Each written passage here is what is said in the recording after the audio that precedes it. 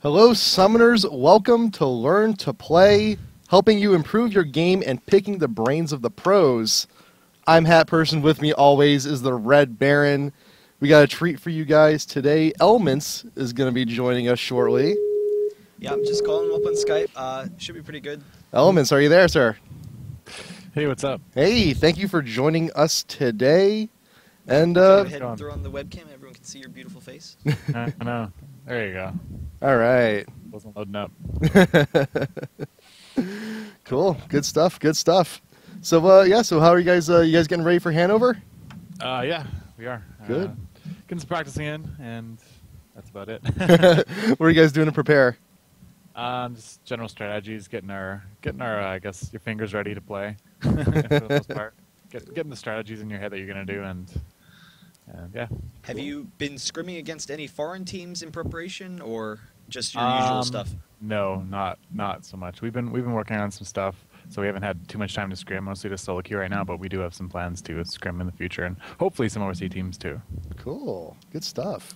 Yeah. All right. Well, I guess since you said you're working on some stuff, can we ask, do you have any particular compositions or strategies where maybe you aren't playing a designated support, maybe you move to another lane, or if you have, instead of running a designated like AD support lane? I don't think we've done anything that far yet. I know we like to try some stuff. When we do like 5-man queues, we experiment with like double casters bottom just for fun, and it actually works pretty well versus a lot of AD support lanes. But I don't know if we'd ever bust it out in competitive play. It's kind of a risky move to do. Yeah. And yeah, there's also, just to change topic a little bit too, there's been a lot of talk lately about Abyssal Scepter and Death Cap. There's some charts that have been released recently. So, like, which do you prefer, or which would you rather take? I mean, it depends. If I'm going up against like an assassin, like a LeBlanc or Ari or Kassadin, then rushing Abyssal Scepter is not so bad because you get that extra MR and you still hit pretty hard with it. If I just want to destroy people flat out, right, those low MR targets like 80 carries and supports, then I'll just go Death Cap. Cool. Yeah. I guess going back to what's going on with like strategy and stuff like that. What the new patch, the Ziggs patch, it's been out for a week now. Ziggs seems to be pretty, ridiculous. What are your kind of thoughts on Ziggs and how this patch will affect competitive play? At first I thought Ziggs was really good. I actually had that little lol recorder error bug when I first played, and I was trying to figure it out and figure out what the hell was happening because I didn't, know why I kept getting bug splats. I actually came back 5 minutes late, so I was level 1 when the enemy carry was level 5, and I did like amazing with Ziggs. Like I just dominated somehow. I was like, this is the most OP champion they've released. Just doing like ridiculous stuff with him. So I was figuring, okay, this guy's broken. Then I kept playing him, and I was like, he's okay. But right now, I don't think he's OP or I don't know how well he'd fit into competitive play because there is a lot of counters to him. If you do pick an assassin type champion or someone who's just really strong in poking in lane, like a Kennen or a Cassiopeia, and he can really get outlaned quite hard if they just initiate on him and burst him down and kill him because he is quite squishy. But if you don't have those champions and he does have a really good matchup, his damage output is like insane. He can do so much AoE damage. He's got 4 abilities with AoE damage, and his passive does extra damage too. So I mean, if he's able to sit back and DPS freely, then he's really good. But there are a lot of counters to him, so I don't think he's that good. I'd probably put him like low tier 3 if I had to put him somewhere. You don't think that in lane you can use your Q and W to kind of play a safe poke game, kind of like if you were playing a defensive Cassiopeia? You can, but it's I don't know. It's different because W has such a long cooldown though. It's like at level 1, isn't it like a 24-second cooldown or something? Yeah, like that? It's like really long. So once you've burned that, burn that bridge, what do you do for that 24 seconds? I feel like the Q's like 3 or 4 seconds though. If, Q is super spammable though. It is sometimes hard to hit though. If you get someone who starts with boots or is just naturally fast, or has any sort of dash or anything like that in lane, it's really hard to hit people. I find the best way to hit people with your Q is actually when they're standing beside minions, because the explosion explosion radius is a lot bigger than the actual detonation radius. So you can throw it on creeps, and it'll actually the AoE damage when it explodes will actually hit the enemy champions. That's what I try to do. I try to CS and harass at the same time if they're standing near creeps. That's kind of the best way I thought how to use that. Cool.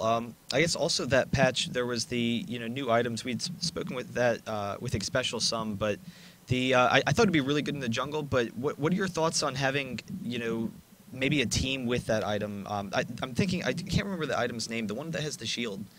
That's the Heart of Gold. I don't remember. It's the Heart of Gold one that it has the shield activate. It's like the something of the Solari. I can't remember the first. Iron Solari. Yeah, Iron Will Solari, I think. Yeah, something like that. Yeah. But what are your thoughts on that as like a support item and then getting it for your team? It's actually a really good item. When it first got used on me, I was like, what is this? What is happening to me? Why didn't I die? Like what is this shield thing? Where did that come from? And I realized it was the item.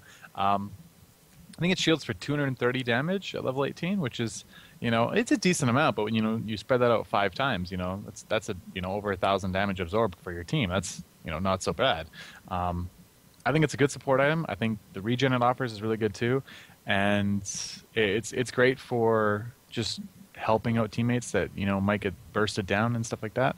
And I'm really glad they actually added 2 support items now, because they changed Starks to Ziggs Herald, right? Yeah. And that item is really good too. Like you got the cooldown reduction now, and it offers the same auras for your AD carries and all your junglers if they're an AD, or your bruiser top. I think that really fits well with the metagame currently, and I feel like those 2 items are actually really good, and they actually make you kind of tanky too, which is good, because that's what supports need. Supports have this, I guess what you call it, they have this squishy status, right? Like they're just, you're a support, you're gonna die instantly, right? But if you're a Taric and you got the new Starks, you got the Solari item, you got a Shrillias, and you got an Aegis, you're not gonna be bursted down at all. You're in fact gonna be extremely tanky, and supports can almost be off tanks now, which is great because you have all these support items. You can just line them up and get them, and you're just this aura machine that offers so much utility for your team, and that's really fun to play with.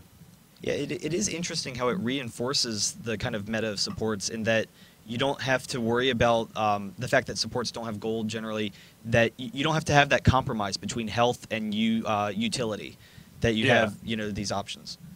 Yeah, I like it a lot. Cool. So we do. So last week, for anyone who did tune in, I did assign some homework out there. So we had someone send us a Sona clip. I just want to take a look at this one short clip that was sent in to us. So right now is Typecast. Thank you very much for sending in your Sona clip. There, I watched through the entire replay, and there's one. I just want everyone to look at this one kill that will be coming up on bottom.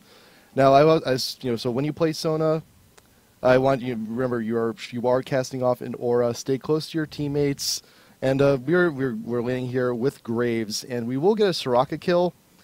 And as you can see, Sivir is now wandering around. She's going to be hugging her tower for a second, but look at this Sona being nice and aggressive. Sivir is trying to recall. Sona peeks in, and we will be trapping her with Graves behind this turret. And Graves comes in for the kill. Sona is there to meet her. Sivir has really nowhere to go, so good on Sona for being aggressive. She almost dies. Get that one last auto attack on her, and Graves will get the kill.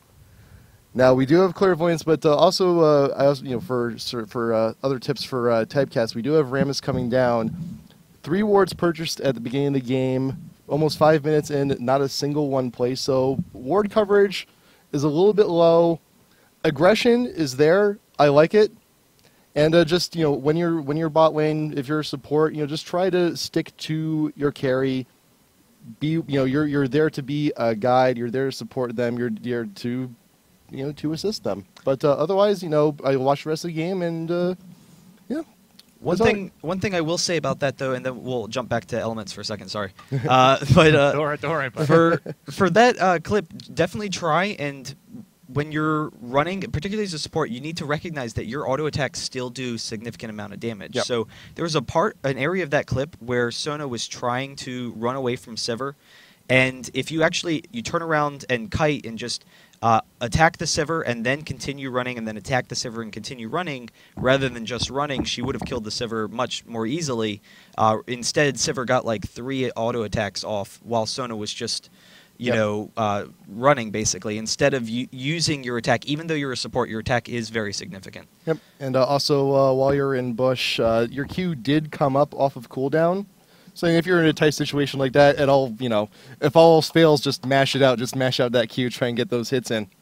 Okay, well, let's pop back to Elements for a second here and just continue with some of these questions. Just wondering your thoughts on playing a variety of champions and then like learning this game and how it, particularly helps you with your support role, being able to be very versatile and play a large number of champions. It's basically how do you've always played a large number of champions. You've played top, you've played mid, you've basically done all the roles as most professional players have to a degree. How do those skill sets translate to you being good at support or in learning the game, branching out in those roles or whatnot? Well, I actually think that does help with support because knowing every role and knowing what, let's say, okay, since I have Lee Sin experience, Lee Sin's my main jungler right now. I know where he's going to gank. I know what the routes Lee Sin can do, and it makes me as experienced as a support player because I can tell my team, hey, this guy's going to do this.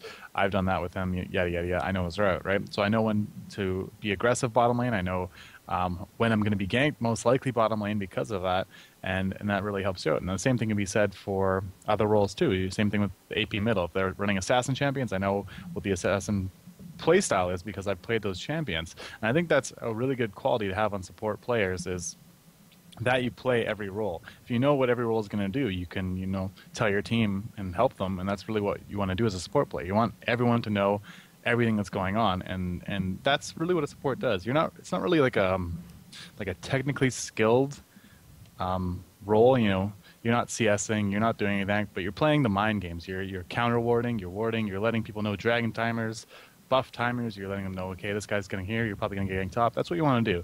You want your entire team to be able to, just sit in lane, play their roles, worry about their lane, and not have to worry about anything else.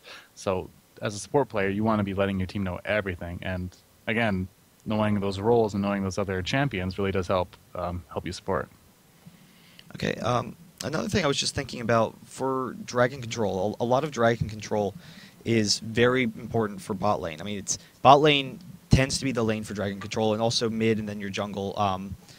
When you know that your team is starting to get to that point in time where you're going to be looking for dragon, or the enemy team is going to be starting to be like an aggressor in that situation, how do you change your play style bot lane and how you handle the lane in preparation for that? Well, there's a couple ways you can do that. One way is just naturally pushing the lane. If they have a giant creep wave, let me phrase that. If you stall the lane for a bit and you got this big pile of creeps building and building and building up as you're denying them bottom, that's assuming you have the advantage. You can just let that go, push the wave in really fast, and they'll have this giant creep wave at their tower. And it's actually really, really detrimental to the enemy AD carry if they don't get all that CS. So even if you guys don't get dragon, you guys mess around, a couple people get killed there and back and forth, and let's say you go 3 for 3 and you lost dragon, their AD carry might actually be way farther behind than your AD carry bottom because he lost all that CS bottom by getting that big wave pushing into their tower and then getting denied experience and gold that way. Another way is to play just really aggressive on the champions themselves. If you have a jungler bottom lane, someone like Nocturne or something like that, you can ult in on bottom lane, do tons of damage, and just have those champions low. You don't even have to kill those champions. You can just get, let's say you have like a Sona Graves on the other team, and you just get them low. Then you have the advantage. If you didn't take that much damage, they got low, they burn their summoners, you can go right to dragon, and you can most likely take it for free now because those champions are too low, they've burned their summoners, they don't have cooldowns up, right? So that's really what you want to do bottom lane in preparation for doing something like that. Cool. So we will be going to a pro tip, and then we're going to run some ads to help pay the bills. And then after that, we're going to be going over one of your replays that you guys at home submitted to us with Elements here. So enjoy the pro tip, enjoy the ads, and then we will be right back with Learn to Play.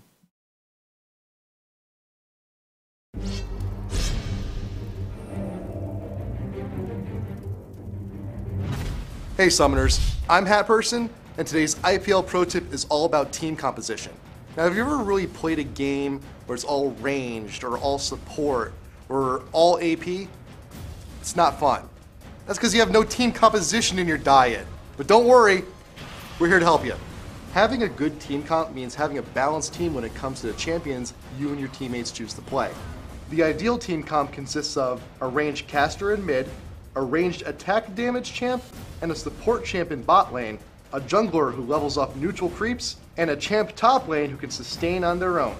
This is the most reliable team composition out there, and it's one most of the pros use. But hey, try it for now, and when you become pro, you can make your own. For more tips, go to youtube.com/IPL Academy. I'm Hat Person, and I'll see you next time.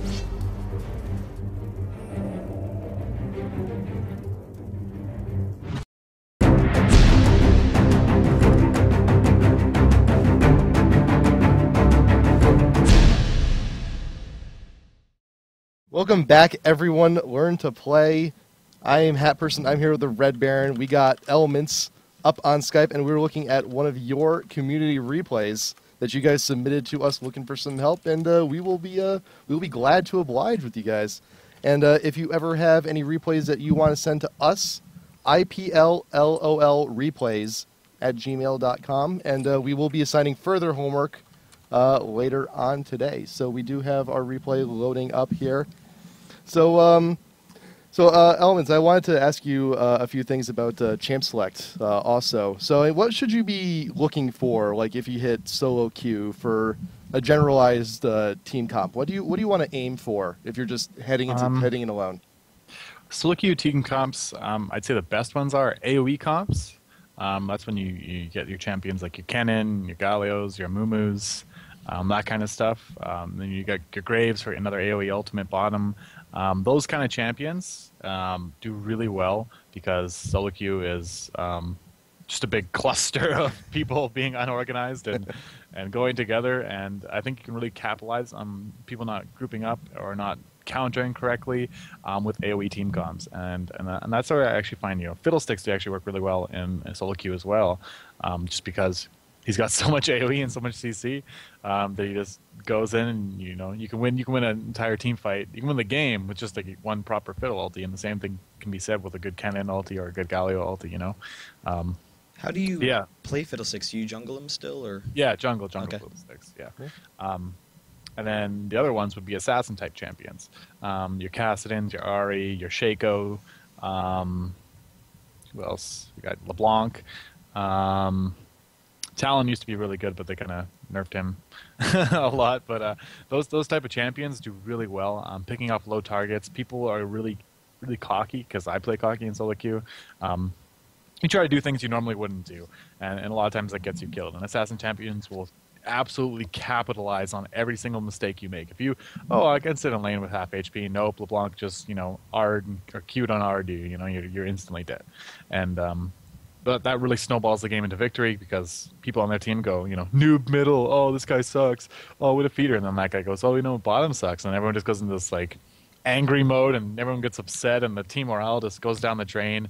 And in reality, assassin champions, totally drop off late game, and competitive players know that, but solo queue people like to think the game's over, even if you're 0-5, when in reality you're not. so win the game. So actually, on that note, so how do you deal with the teammates that don't want to cooperate or who rage or things like that? What are your recommendations? You just have to be really nice. You have to really bite your tongue, and it's very hard. It's very, very hard to do that sometimes. But in reality, that's how you're going to win the game. If you're just a nice guy, you're not stepping on anyone's toes, you're not getting in someone's face, like, oh, you didn't give me a blue buff, you accidentally took it. You don't give someone crap about that. You just say, whatever, because if you start that, then they'll start with you, you didn't do this, and then everyone just doesn't want to be wrong, and that's the biggest thing I think about solo queue. Everyone wants to be right, think they're doing good, not be blamed for anything, right? And if you don't blame people and you don't make them feel bad, then they're going to have, more enthusiasm and more, positive energy to try to win that game. Because who's going to want to win a game when you're feeling negative? You're going to go, whatever, FF, right? But if you're doing positive and hey, don't worry guys, we can get this, or, we have a better late game team comp, if you're positive and you keep people, their momentum going, then I think you have a way higher chance of winning the game. And also leading your team.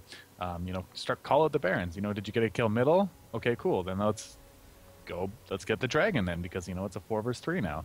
When is Baron up? Do we have a ward? That kind of stuff. Just those little comments that everyone kind of knows, but you need reminding on. If you just lead your team and you're generally a nice person, you can easily get to 1500 elo, even if you don't have any skill at this game, just by leading your team and being a nice guy. Okay, well, we're actually in the game now. If you want to hit play. Sure. Cool. Took us a while, but we're finally there. And we're going to be following Janna and Tristana in bot lane, primarily for everyone watching, so we can kind of review how they can improve their play, particularly this Janna. Yep. So Janna, this Janna here sent us this replay. She wants some tips here and there on her play. Sure. So going back a little bit while we're watching this, just to get some conversation while we wait for some action to happen here. So what happens, let's say you're in a normal or solo queue, when someone on a team picks someone that doesn't quite go with the comp, like maybe someone picks Evelyn for no real apparent reason. So what do you do in those types of situations? You just have to tough it out. I mean, you really can't do anything about someone picking out of the meta, or picking, you already got 3 tanks, but the person's like, whatever, I'm going to play, Leona bot lane too, because I want to, play Leona, but we need a support. No, doesn't matter. I'm going to do something, totally just because they want to play that champion. There's nothing you can do about it because you can't control that person, and it is a team game. So again, bite your tongue, try the best, and hope for the best. And what I actually find funny about that is that every time I don't have a team that's conforming to the meta with the AD carry and support bottom and stuff like that, so like AD carry middle and stuff like that, I always win those games, and I find that hilarious. The worse my team comp is, the more I win. I actually played jungle Victor with AD carry middle, as I was saying, and we end up stomping that game. And it's just the games you don't think you're going to win are games that the enemy team thinks they can win, I guess. and they play cocky, they do stupid stuff, and you can capitalize on people's mistakes because they're playing cocky. It's like, oh, these guys have an awful team comp, we're going to win right away, right? No, never think that. You can always come back and win in solo queue. It's a strange beast, solo queue, and you can always do ridiculous things in it. To comment, sorry to cut you guys off, to comment on the Janna's play that she wants the tips on, her ward in that brush right there, the bottom lane, you shouldn't have it there. You should have it at the end of the brush, because you can see incoming gankers a lot quicker if it's closer to their tower. So if someone's running down lane to gank, you can actually see it a lot quicker. So if they did it in the top little right corner, right where that blitz was, that's a lot easier to see an oncoming ganker. And the other ward there in that little brush, that's an okay spot for it, but I would place it more so around dragon, because you can see if a jungler is transitioning from blue to go counter jungle into your jungle, your jungler's stuff, so you can say, hey, here he is, he's going right by dragon, because dragon is a hot spot for people to run by. So that's another tip, I'd say. Those 2 words, they can move them out. Yeah, I was actually about to say that. It is really good to be having that early ward placement, which is something that a lot of supports kind of lack sometimes. You're right, the ward placement could be a little bit better, but they know that they've got an aggressive jungler in Jarvan who will be looking for early ganks potentially. So you get that early ward out, and then Blitzcrank is someone who really needs to control the brush and just be really aggressive from that aspect. So that ward in there is also a good job. Yeah, that ward in there is absolutely, you're right. That's a good one.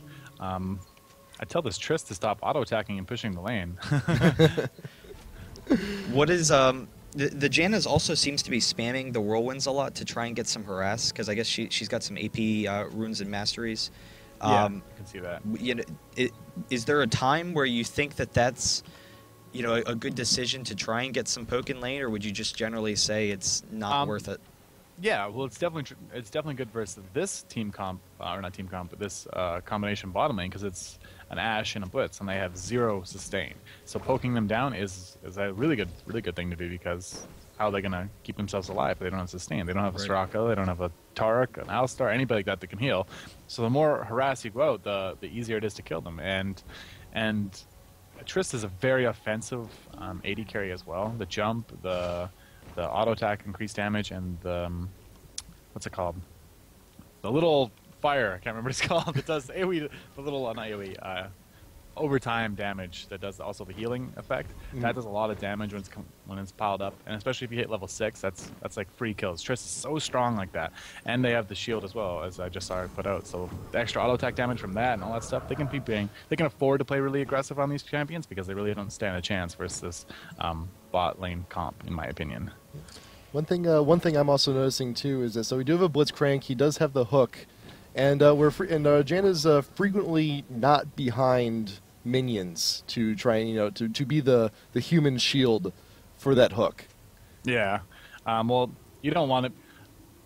Generally, you shouldn't be anywhere near Blitzcrank anyways. And to be hooked. You always use creeps when you versus Blitzcrank. Always use creeps to try and you can't hook through creeps. It's impossible unless you get some miracle hook, which can happen, but it's very, very unlikely. Yeah, you don't have to stand anywhere near Blitzcrank. You can harass and range. They're both very, very, very ranged champions. As soon as when the creep wave moves up, that's when you harass Blitz, so you don't you're not in tower range, and that's really Blitz's danger zone is being hooked into the tower. But I don't know where you guys in the replay when she used that flash. I mean, not flash, that heal. She definitely didn't need to use that because Blitzcrank his Q was down. They had no way of getting her, and she was already a tower. So well, I was also that summoner. I guess I didn't notice that actually, but going back to the ward earlier. Oh, I guess. Oh wow, that's weird. I'm a little bit ahead of you guys. What 725? I think we're at the same spot. Oh, yeah, I'm 750 now. Okay. A little bit ahead. We're good. We're fine. Yeah, we're good. But anyway, I was going to say back to the ward placement earlier. A lot of times you kind of think that you want to get the brush warded, and which is why when she's warding this river, she's like, oh, I gotta get the ward in that brush. But you have to consider whether or not what lanes it's going to cut off, and whether or not you're giving yourself enough time to react. And there they saw Jarvan coming with the gank about a minute ago, and they just didn't have enough time to react. So Tristana was taken down, even though she started running the second he came into vision range. Yeah. That's what I mean. That extra little vision could have maybe saved them in the reaction time. Yeah. So that's just those little extra things you don't think add up, but they really do. Yep. And we also had a discussion last week with a special regarding what summoner spells you want to take. We had a discussion heal versus CV if you want flash or not. So for Janna specifically, heal CV good combo. It's decent. Thing is though, Janna has no natural escapes other than just being fast with her W and her passive. So I really do like flash on Janna. You can also do nice plays with flash ultimates to save allies or even knock champions back that you want to kill, right? I mean, I find flash really, really useful on her. Because she is packed full of CC with the knock up, the knock back, and the slow, right? So having that flash utility, I think just adds really well to her. In terms of heal and CV though, CV is okay. I do that versus really gank heavy junglers. That's a smart thing to do. So versus Jarvan, that's not a bad thing. I'd like CV here. But heal, I don't know about heal in this situation. I guess because she is a non-sustained that she felt she needed heal, but I don't think she really needed heal. I think she could have taken anything else and would have been fine. Yeah, like one thing I noticed too with a lot of like newer players who specifically for Janna is that they feel her ult is a defensive use only tactic. They don't realize the offensive properties of the ult. Yeah. Well, I mean, it is. It can be used defensively and offensively. I mean, there's obviously a better defensive use as you can reset team fights and blow it. All the AoE damage that's coming in on you guys. That's really good, but again, you can flash behind somebody and knock them back into your teammates. Or I've actually done it before. I went and ganked with Janna middle one time in solo queue. Was just messing around, flashed over that little hump in the middle, and then ultied them out, and then our Cassiopeia killed the guy middle. And I thought it was hilarious. and it's true. You can do those. You can do those plays though, and people wouldn't even expect it in competitive play. Yeah, and I guess going back to the warding thing. I mean, it's it's so weird to harp on it, but this is such an aggressive team. We've got Blitzcrank and Jarvan, and she did a good job with the early wards, but when you go back to base, you can't sit there and just think, oh, I need to save up for that next big item and then just not spend any gold. You definitely need to be buying something to get you back in lane. She probably should have bought boots, a couple of wards that last time instead of saving up for that Philosopher's Stone. But are there situations where you would prefer to save for those early Philosopher's Stones, like if it's a defensive game generally? Yeah, well, the Philo Stone, in my opinion, is not always necessarily needed. I like to run gold for 10 quints and actually yellows too. I think that really solves that issue of having no gold on support champions. And I think that's something that a lot of solo queue players should be doing, is getting those items, because getting those runes, because it really makes a difference. If you only get you can only get like 1 gold per 10 item, you can only get like 1 Philo, and then you have those runes, you're set for gold on the rest of the game. You can start getting real items very quickly, and you can actually keep up with your jungler. I notice when I play support now and I have those runes, I keep up and farm. I do. I don't fall behind it, and it's great. I think they're really good for solo queue and competitive play. So yeah, we just got up to the Janna face check into the river bush to try and attempt a ward, but her CV was up. Yeah. So do you so CV? Where would a situation like that, where kind of going into unknown territory, you don't have vision on a bush, or what other uses do you feel benefit having CV? Yeah, CV is great for that instance. Exactly what you saw there. If you don't know where anyone is, their middle's missing, all that stuff. You go, okay, well I'm gonna go waltz over to Dragon and place a ward, and you walk over there and surprise, there's a Blitzcrank waiting in the bush for you. That might not be the best example because he was just waiting in that brush, but I would generally CV by Dragon if I was going to ward it and that kind of stuff, unless I see the jungler on the map, because you want to be safe, and being safe really does win you this game. Playing safe and just farming well and making it to having more gold farm middle game is so much stronger than you'd think, because middle game is so important for, I guess, which way the snowball effect is going to go. And if you win team fights middle game, that's when you're strong enough to take things like Baron, and you can take inhibitors very quickly because you're that much more farmed than you are early game. But yeah, I guess to expand on that, CV where you want to go, and CV when people are missing.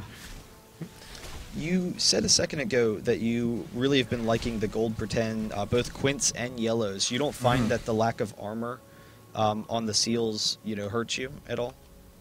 It depends, but you can just get armor reds, and if you go into the defensive mastery, you can get like an extra 16 armor just with armor reds and armor from your masteries. So I find that to be enough most of the time. On someone like Janna, I don't plan on taking damage on Janna. That's the thing. I'm gonna let my AD carry tank stuff, and I'm just gonna peel for him and stop the damage coming on him. If they really want to focus me, I have my flash, and I got tons of ability to kite, slow, knockback, and all that stuff. Janna's just so packed full of CC that I really don't feel that you need a lot of armor. And in worst case scenario, you can always have multiple rune pages if you know who you're going up against. You can have one with a little bit more armor if you need to. Yeah, especially if you're Janna though. What do you need armor for? You don't need. Not armor, but what do you need damage for on your reds? You're not there to do damage. You don't have tons of AP. You don't have anything to do tons of damage with, right? So you can afford on support to just get armor reds, or even just armor reds, and instead of yellows rather. And then you also have champs like Tarek, who's he's got some moves that already have given built in. Yep, exactly. So if you throw on the armor reds on that, plus that his natural armor, he's already good to go. He's already half a tank right there. For early game item choices, do you usually try and prioritize boots early, or as a support, are you kind of not as concerned with it if you're going against a defensive team? On Janna, no. On other supports, yes. Because Janna's so fast. If you get 1 point W in your passive, you're already, I think, at like 360 movement speed. Does Janna even have boots? She's 350 without them. Yeah, you're like 350, yeah. So I was close, 10 off, right? But that's generally what you would have with boots. So you don't even need boots. You can rush Philo on Janna.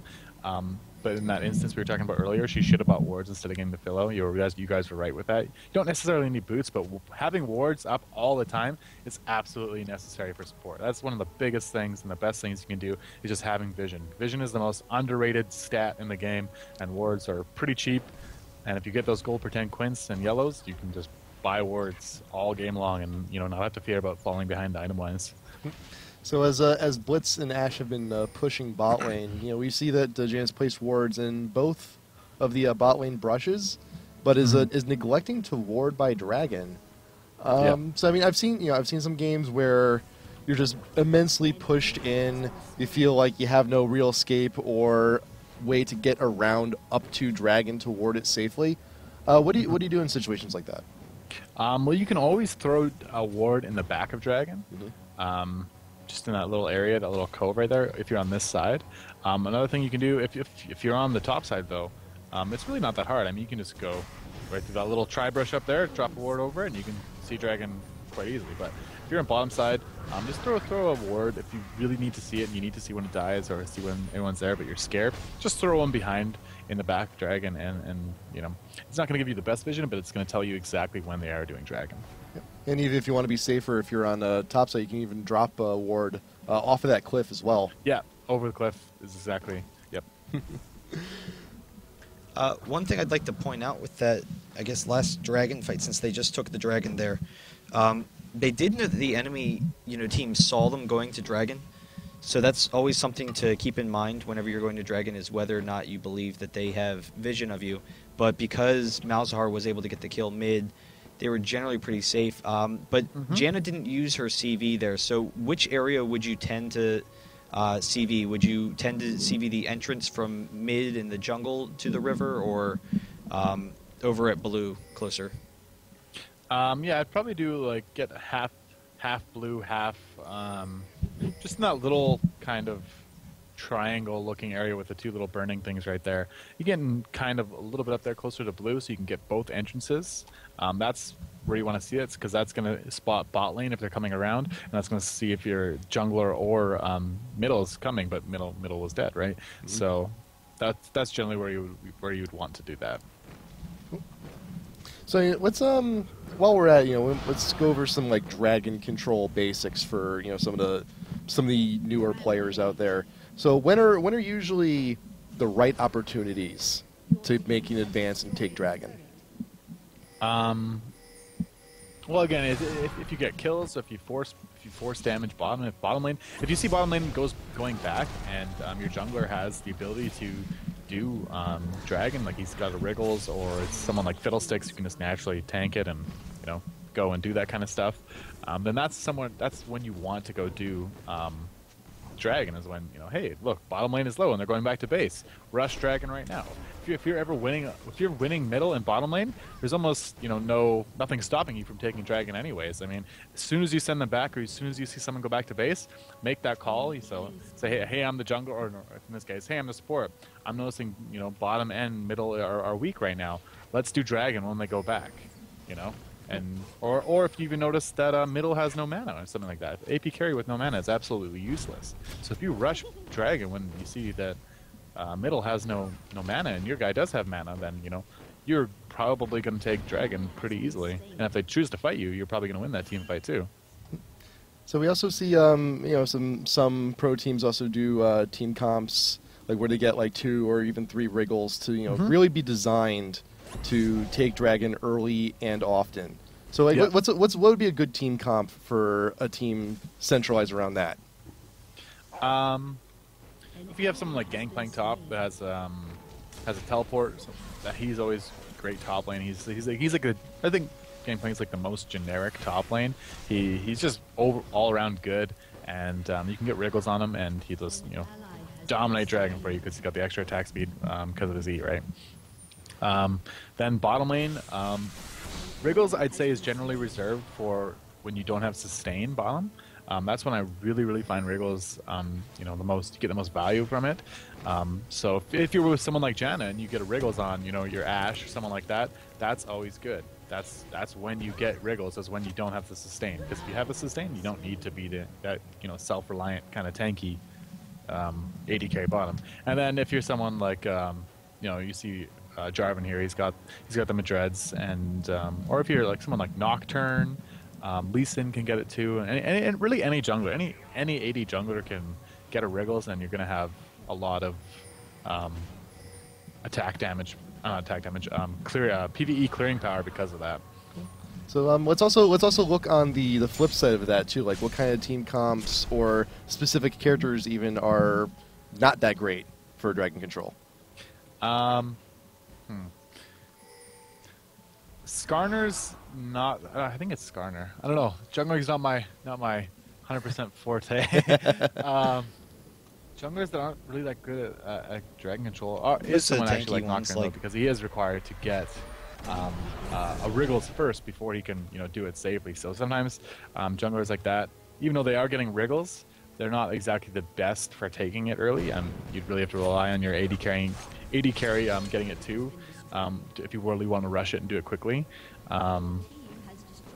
Yeah, I'm kind of drawing a blank right here on which junglers are really bad at Dragon Control. I think it's really just you need to recognize what their strengths and weaknesses are, because there's a number of junglers that do very poorly by themselves, like Malphite, the tankier ones, Malphite, Maokai, and Mumu. Malphite's not that great, and Mumu's not that great because he doesn't have a great... Actually, no, Mumu's passive, or not passive, W is pretty good at it. Right, but they're junglers, those junglers, I mean, Malphite, he can provide a lot for his team support, so as long as his whole team is there, then he can provide the team fight but control. But generally, Malphite, really sucks at clearing and stuff like that. So, yeah, Malphite is actually a really good example of that. He's great, he's tanky, he provides a lot to a team, but, as far as PvE objective control and Baron and stuff like that, he really doesn't do that great. Not a couple of minutes ago, actually, we saw the fight, and we didn't have a chance to go over it, but one of the things I noticed was Tryndamere was fighting Jarvan for a while in the jungle. Janna and bot lane, they didn't really ever move to kind of try and assist him. Do you think that it was just a situation where, maybe you disagree with Tryndamere fighting and you want him to back out, or would you tend to go in anyway to try and, assist your team? In that situation, I think they didn't make the right call in coming fast enough. If they were there right away, they would have helped him out way more. And he actually could have that team fight could have went a lot better for them. Even though I think they did win that. Did they win that one? I can't really remember. It was kind of long, and I think ended up winning. I don't think there was like a winner really, but yeah. Anyways, if they had came sooner, it would definitely would have been better. I mean, you watched Trist and you watched Janna just kind of sitting there, and they weren't, really doing anything. They were just kind of like, hey, should we go? Should we do that? And that's really not what you do. Hesitation is the worst thing you can do, because in this game, what I've learned is even if it's the wrong call, if all 5 people make the wrong call, you can turn it into the right call. If you guys know what I mean by that. Yeah. Yep. Because it's really, if you commit as a 5-man team, you're going to do better than if you commit as a 3-man team. And that's the thing. If someone's going in, and you really got to help them. I mean, sometimes you're going to bait your team to your death, but lots of the times you're going to end up winning it just because, hey, it might have not been the right choice to make, but we outplayed them and we did better than they can because, they didn't expect us to come or something like that. Anything can really happen as long as you're S5. So Janna went back to shop a while ago, and she bought 9 wards. Yeah, it's a little too many for for that early in the game. I'd never really have more than 5 on me because you still want to be getting items. Items like Shrillia's and the new Ziggs Herald and stuff like that, and Iron Will Solari. Those are items that you want to be getting. You want to start trying to get your first item by about this time in the game. That's when you really want to have a full item. And for against this specific team, what would you say that item should be? Versus them, I'd probably say they want to go a little bit more tanky and maybe get an Aegis first. Aegis and Shrillia's are a good basis to get. I don't agree with her Ionian boots because look how much CC they have. They have a ton of CC.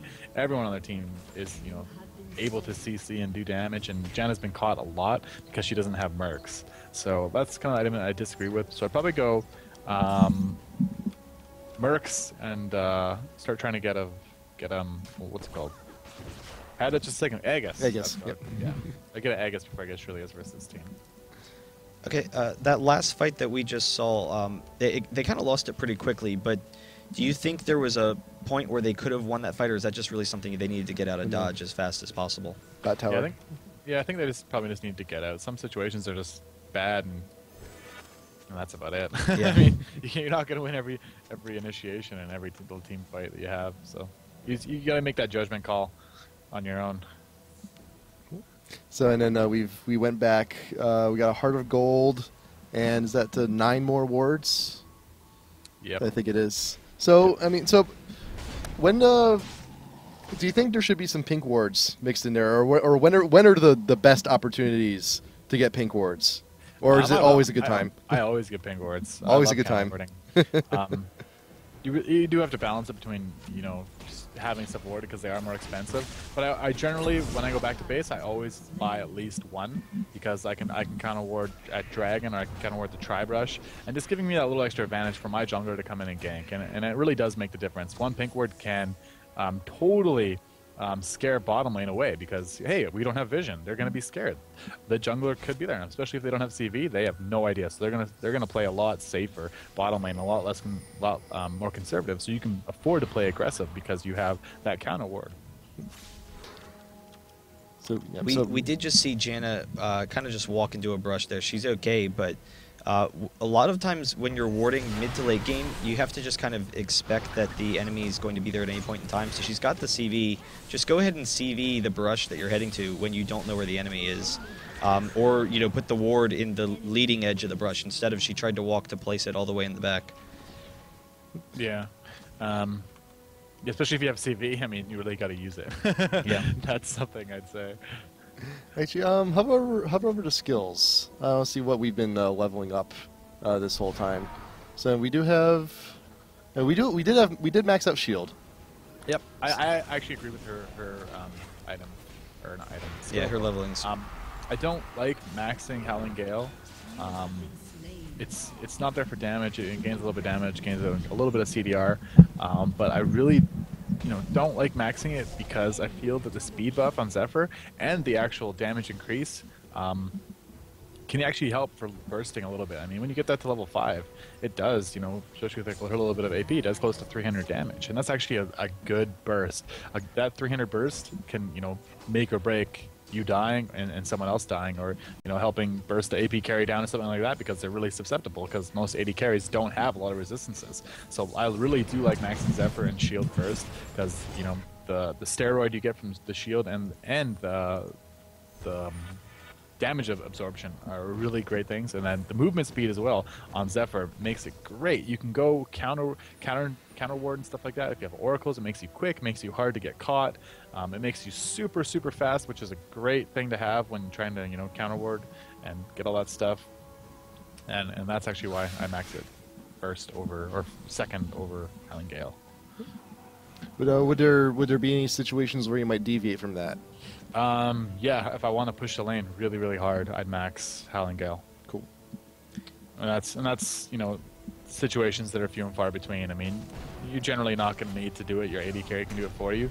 But if you end up having to take something, or you guys are getting pushed in to your, say you got to take an early inhibitor versus you, and you guys really need to clear creep waves, to stay alive. That's when you want to start maxing it, because it will do more AoE damage to those creeps. Say you do have a DPS jungler, kind of like they have here, like a Tryndamere. Would you tend to grab oracles on the support by this point in the game, or yeah?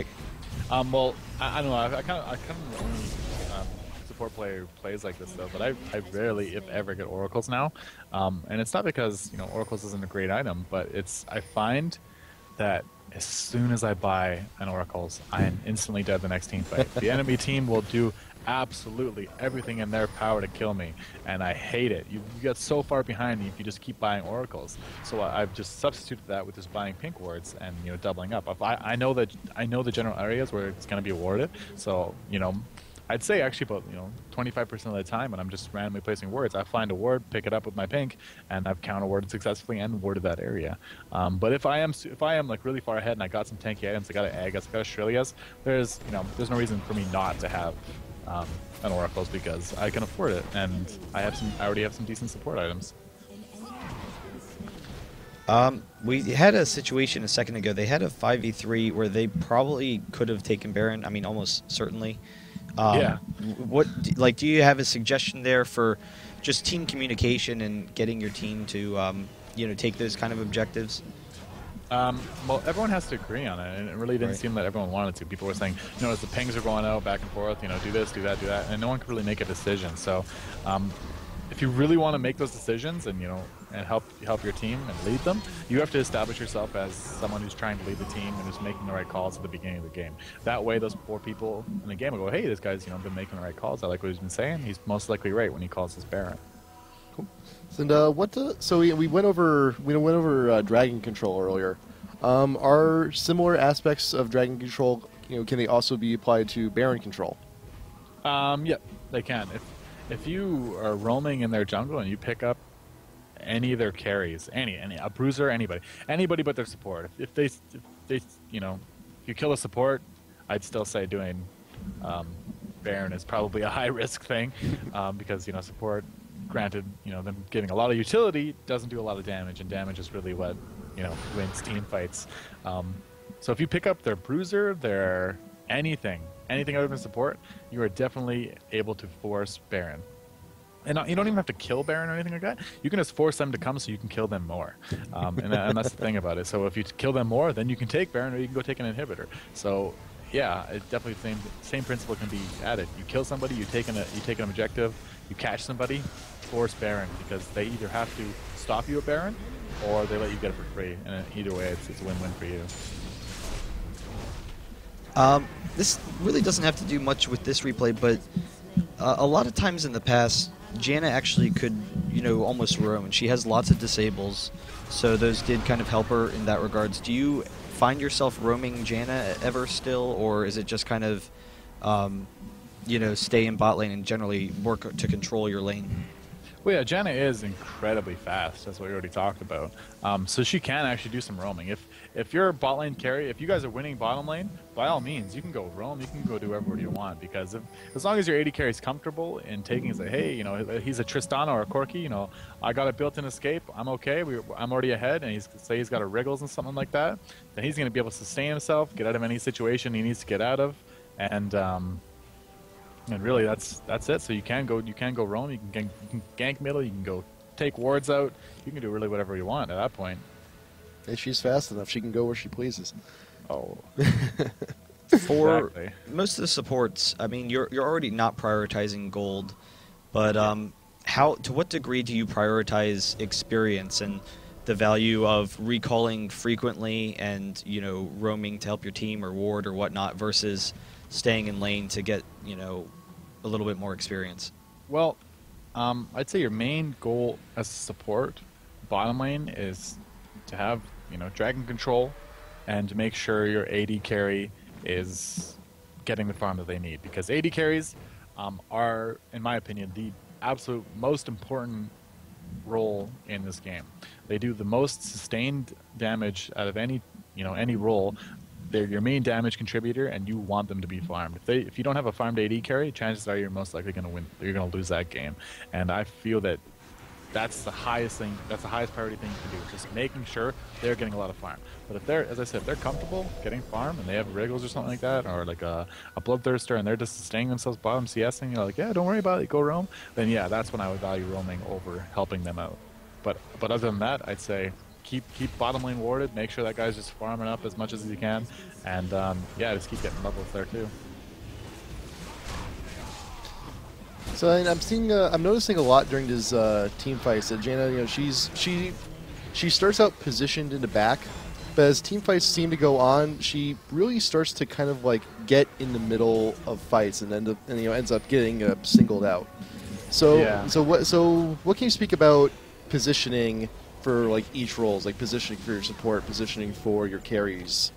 Well, on someone like Janna, I really like to play like directly beside my AD and my AP carry.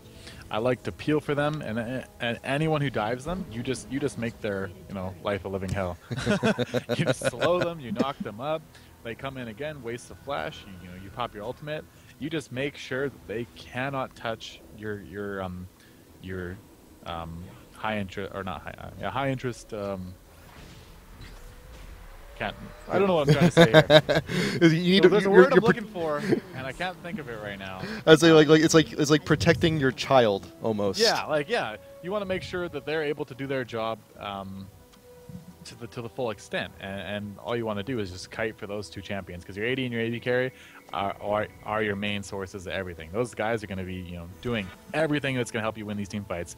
Bruisers, junglers, and supports are really just there to add some DPS, mess some stuff up, and kite for those champions to do their things, right? So that's really what you want to be doing, is just sitting back with them. Wherever they are, you are. There are some obviously specific situations where you can run up and kite for your bruiser because he's about to die, or shield for him, and pop your ulti to save him. But generally, if they're doing okay and their bruisers are dying, your bruisers are dying, you can just sit right beside your carries, shield them, kite for them, peel for them, and that's really all you want to do.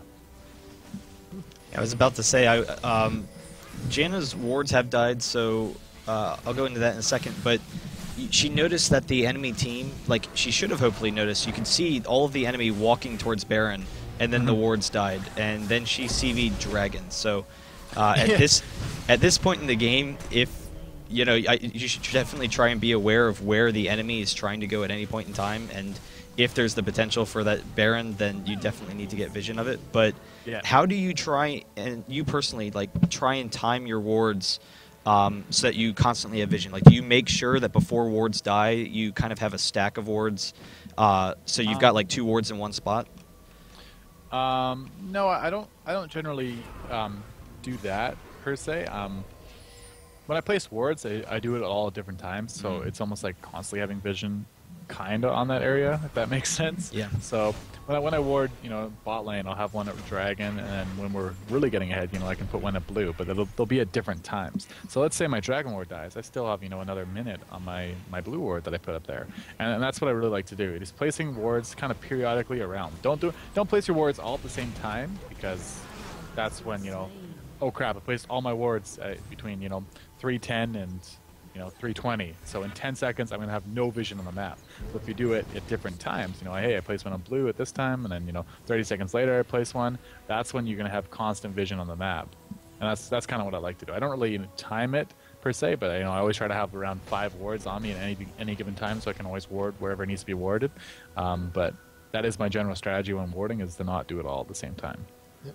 And I'm still watching this Janna in her ward placement. They all seem to be very clustered together, where she places a ward, she actually has vision overlapping on another ward that she's placed, and she places them all in a row, so they all expire at the same time. Yeah. So that's what I'm talking about. I mean, you want to spread it out a little bit more, and you want to make sure that it's not placed at a time. The only time I do that is when I'll when it gets to 40 minutes in the game, I'll just go buy 5 wards and place 5 wards at Baron and have that entire thing visioned up.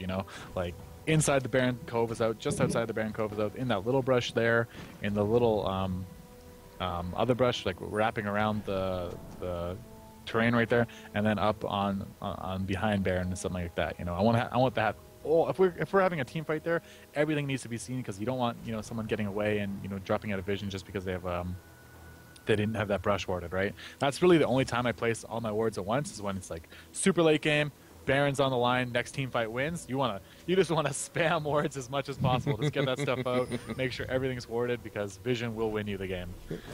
And we can even speak earlier to the first ward, right at the top of the game, when she placed it in the river bush, not outside up board by a dragon. You can place the ward closer to dragon. If you see them coming down and they don't show up in lane, it's a good safe assumption that they're still in the bush. You don't need the ward in the bush to know that they're there.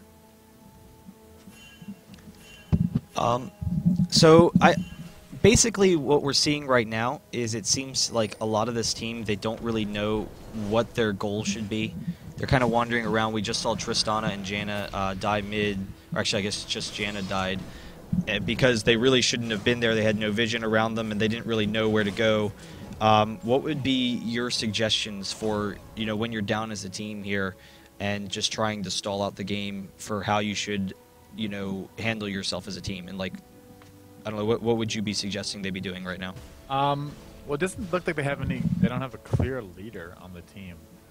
No one's really making judgment calls. They're just kind of, it's solo queue. I mean, it's 5 different opinions going at once, and they're all doing different things. And until you get on the same page, you're probably not going to win the game. So you really have to get everyone on the same page. And that just comes from communicating as soon as you get into champions, like, hey guys, I want to play this role. What do you guys like to play? Okay, let's do this. Hey, do you guys want to go for a quick early strat? Do you guys want to go for AoE team comp?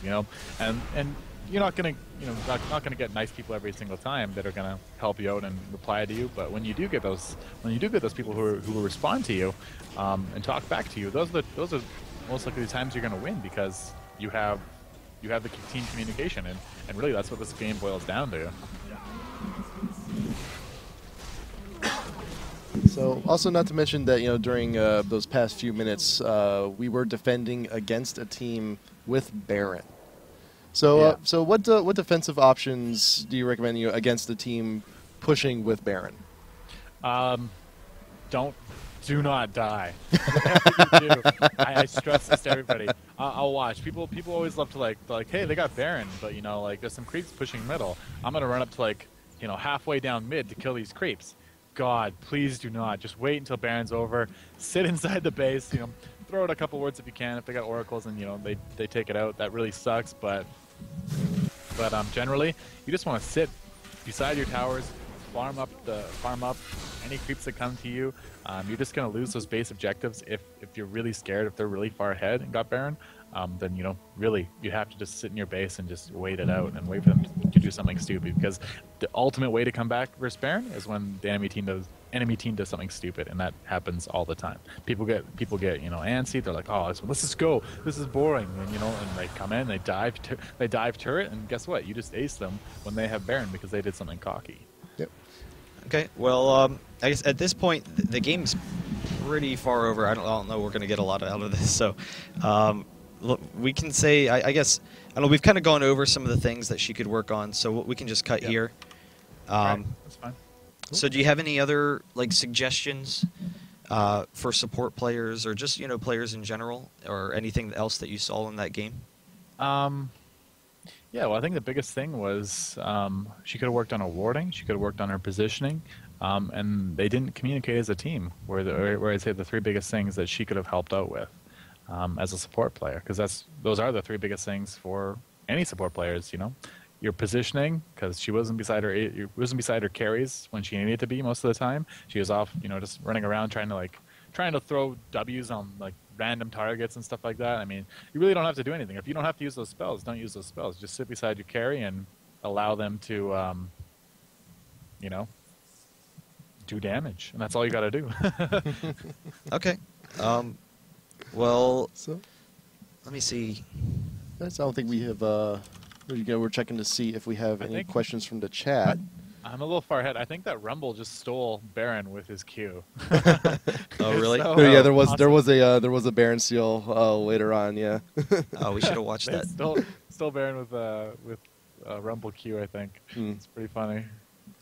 So while we're checking to see if we have any questions from chat, are there any shout-outs you want to make? Anything you want to plug? Yeah, you guys should check out my blog at rog.sealgaming.net. And yeah, you guys check out Curse and our team Curse and support us, because we're doing pretty good. Yes. And we're going to Hanover, and we're underdog team, and everyone roots for their underdog, so root for us. Have we announced who Curse is playing in this next killing spree? We have not yet, but it is. Is it official? I haven't. I think we are still. Okay. I think we're still in the planning process on that. But you guys will be here on Thursday. Yes, we will.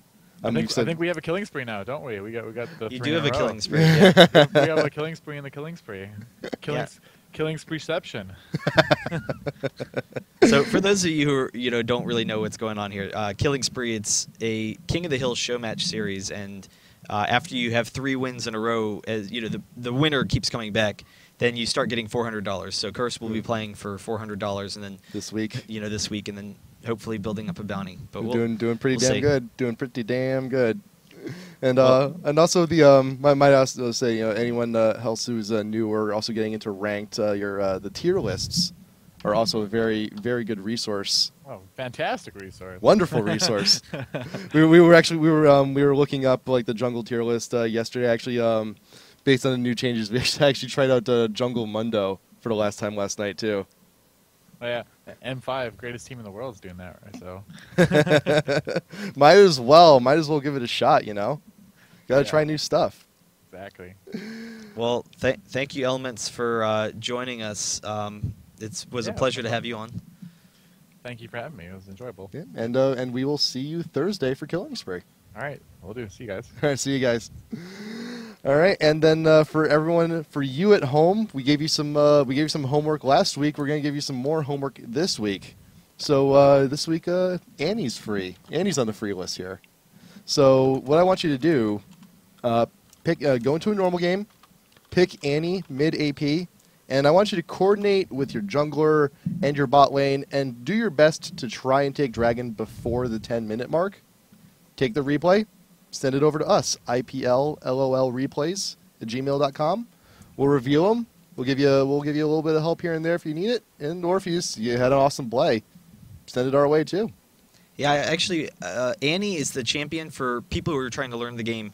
Annie is the #1 champion that I always suggest to people for starting up through 2K ELO or whatever. You could play her just every game. I know a guy who almost played her every game, but you can learn a lot of great basics very easily, very quickly with Annie, and you can learn a lot of subtle things in the laning phase and team fights and whatnot. And she's just a very good champion to improve your play with. So, yeah, definitely check her out. Or even if you're feeling ballsy too, Swain is free this week too.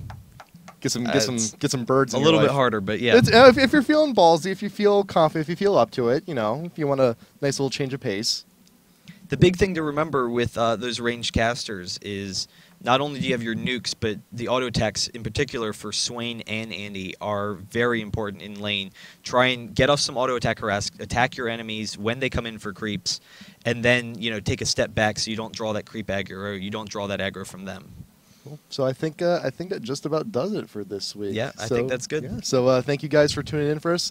Please join us Thursday, same place. But only on Thursday. Same time, same place, different day. Thursday, 5 p.m. PST. Curse versus someone. Someone. We will find out soon. We'll probably announce that tomorrow, I guess. And until then, I'm Hat Person. That's the Red Baron. We will see you next time, guys. Good night.